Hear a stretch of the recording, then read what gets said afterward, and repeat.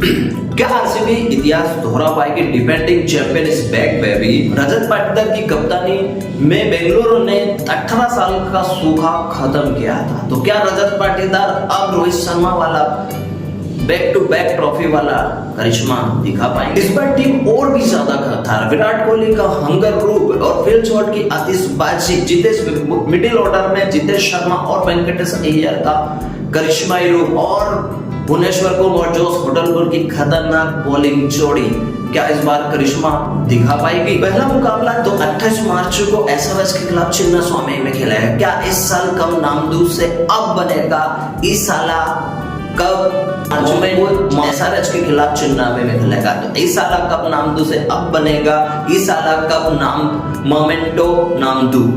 Comment section में बताइए कि आरसीबी ट्रॉफी जीतने वाली है, फिर इतिहास दोहराने वाली है या नहीं? कमेंट सेक्शन में जरूर बताएं। साथ में टेलीग्राम चैनल ज्वाइन करें और साथ में यूट्यूब चैनल सब्सक्राइब करें। आईपीएल की अपडेट आपको इसी तरह मिलती रहेगी।